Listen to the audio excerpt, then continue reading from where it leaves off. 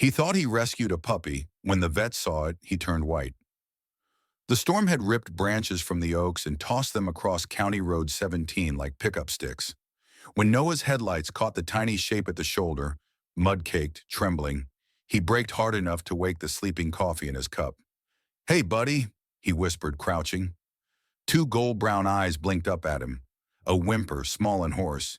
He wrapped the puppy in his hoodie and felt a heartbeat like a bird in a fist. The Riverside Vet Clinic was still dark. Noah knocked anyway. Dr. Ian Mercer opened in scrubs, hair crooked, kindness already awake. "Found him by the road," Noah said. "Hit by a car, maybe. Please." They laid the little body on a heat pad. Warm water loosened the mud. Under the grime, the pup's coat glowed a smoky gray with cream on the belly, a black stripe down the tail. The paws were big, the ears too sharp, the eyes too still. "Good boy," Noah murmured. Dr. Mercer didn't answer. He leaned in. The pup didn't flinch at the stethoscope, didn't lick hands, didn't offer the sloppy gratitude of a young dog. He watched, assessed. When the tech reached for the thermometer, the pup snapped. Not a clumsy pet's warning, but a precise, silent air bite that said, "I know exactly how close your finger is." Ian's face drained. He parted the lips gently with a tongue depressor.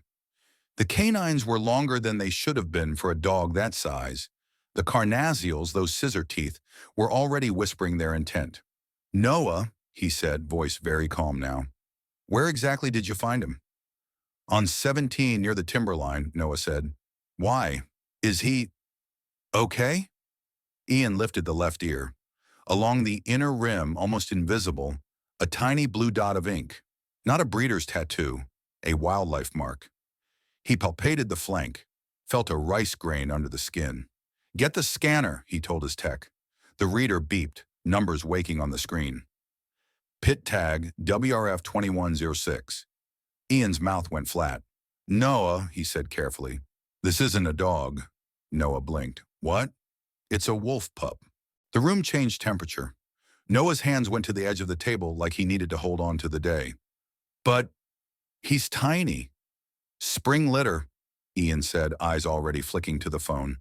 "Storm likely separated him from the den. The tag means the state tracked this pack last season. He needs a wildlife rehab team, not a rabies tag and a bag of puppy chow."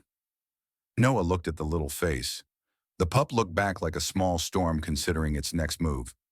"Will they, you know, put him down?" Ian shook his head. "Not if we do this right. The goal is to reunite him with his pack today, before humans send imprints or the pack moves on." He dialed the wildlife response unit. "We've got WRF 2106, he said.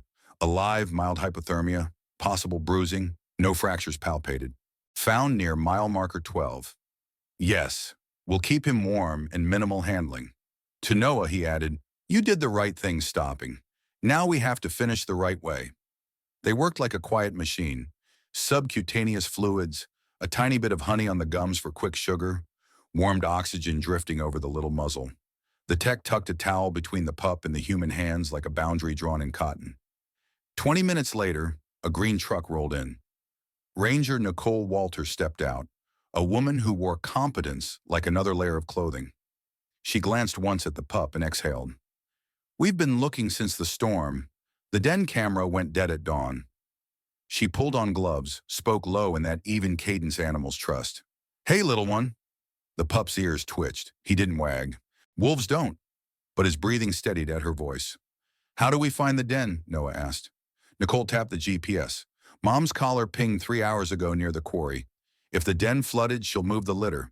We'll try a soft reunite, record her howl, play it at low volume, and let him answer.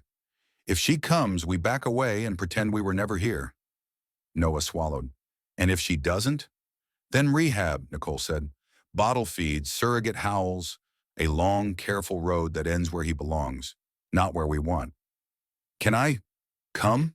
he asked, the question out before he could file it. Nicole studied him for a beat, saw the worry that had already grown roots.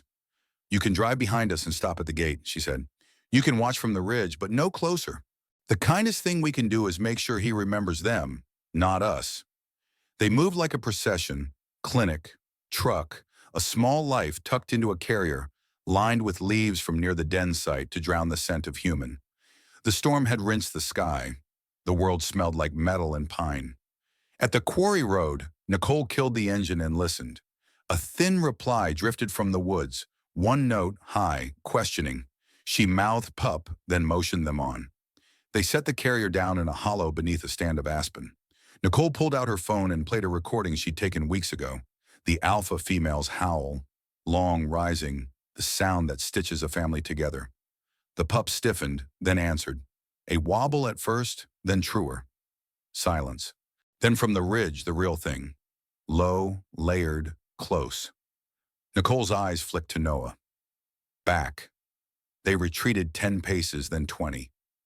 Nicole put a hand on his arm. No more. A shape moved between trees. Gray, larger, silent as shadow. Another behind. The alpha approached the carrier, nose working, ears forward, eyes knife bright. The pup chirped, the tiny sound pups make when milk is almost in the mouth. The alpha's posture shifted in a way you feel before you name. Mine. She nosed the carrier door. Nicole had left the latch loose. With a nudge, it opened.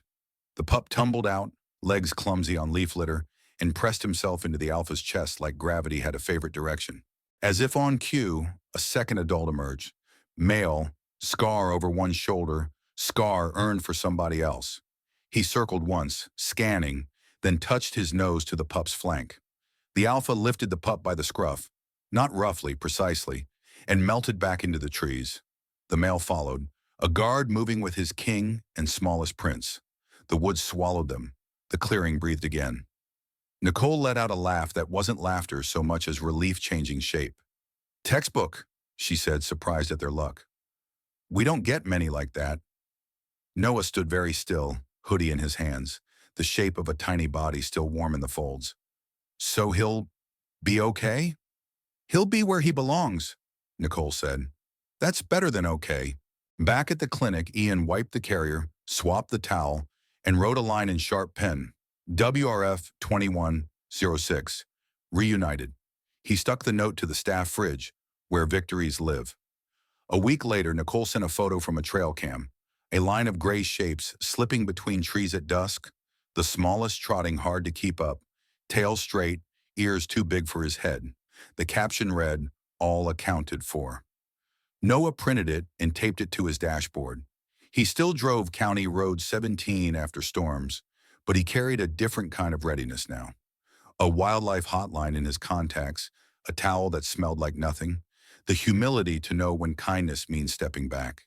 People at the coffee shop wanted a puppy story with a collar and a name. He told them a better one, the kind where love doesn't keep, it returns. The kind where the vet goes white, the ranger shows up, and a tiny wild thing goes home to a song only his family can sing. If this story gave you a reason to smile, like and share it. Subscribe to Next Kindness for the next tale where the twist isn't ownership, it's belonging.